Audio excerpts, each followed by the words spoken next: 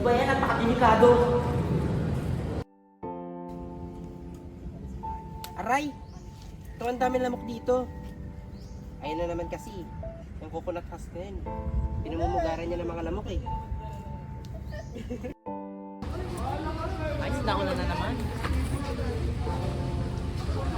Babaha na naman siguro dito. Marati kasing barado.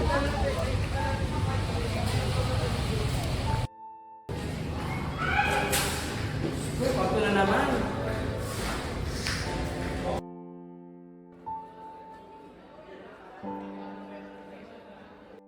How can we make a change? Guys, alam ko na. May gagawin tayo. Disorder buildings, the cardboards are actually just a temporary solution. Well, it's wasteful, it's ugly, and more importantly, it turns our hallways into accident zones. The root of the problem lies outside. Sa iba't ibang sulok ng ating paligid, hinahayaan lang nating mabulok ang bunot ninyo. Kapag umuulan, ang mga ito ay maaari ring sanhi ng pagbara sa ating mga drainage system. Kaya nagkakaroon ng baha.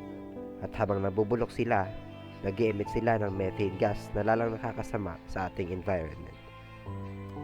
We are stuck in a cycle of unsafe practices. And manage waste. Hindi pwede na. It's time to stop ignoring the mess and start creating a solution that lasts. And here we go. We are proudly presenting Coco Martin. Love, joy, hope.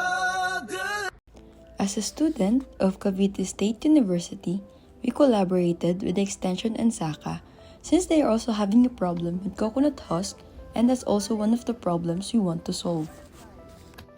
The transformation begins with collection. We clear various areas of our campus and community from scattered husk, immediately eliminating health hazards. Next is extraction and fabrication. We process the raw coconut husk to extract high-strength coir fiber, which we then weave into durable, high-friction mats designed for long-lasting use. Don't worry about the leftover. We ensure zero waste. We cleaned up after we made the mats. Then, the leftover cocoa peat and excess fibers can be used into an organic mulch.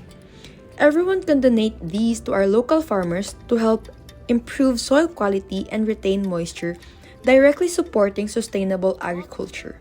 Sir, tapos na po. By making Coco Martin, we aren't just choosing a cleaner floor. We are choosing a cleaner planet. We are proving that with innovation, waste is nothing more than a resource waiting to be rediscovered. Early results of our campaign show a significant decrease in organic waste in our target areas. More importantly, we have sparked a conversation about circular management among our peers. Siguro kasi dahil pag pumapasok ako sa mga ganun, minsan nagmamadali na ako. Tapos pag nagmamadali ako, madudulas na ako. Tapos ang isa din, ang pangit niya tingnan sa daan. Nung nakita ko yung coconut mat, hindi na ako nadulas, tapos nakita ko ang ganda niya sa labas. Kaysa dun sa madumi na nakakadulas. So, salamat po. Ang bunot kasi, mas maganda, matibay pa ito. Magandang pakikinabangan pa. Ito kasi pagka itatapon mo na yung bunot, mapapakinabangan ba, magagawa pa siya ng ganitong doormat na ganitong purpose na gagamitin nyo. Yun lang, mas maganda talaga. Malaking pakinabang.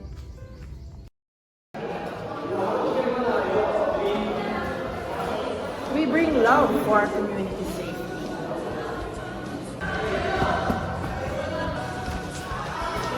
We bring joy to a greener and greener campus.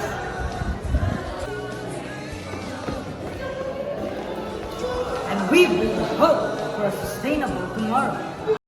Sustainability starts here.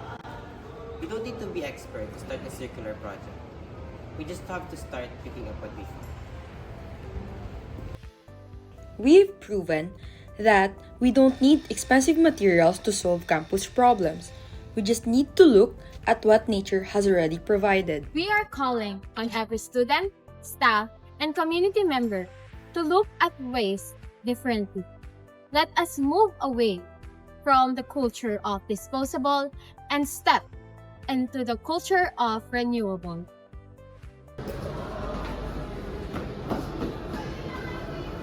And that's it. See how we can turn the neglected waste into a much more useful material.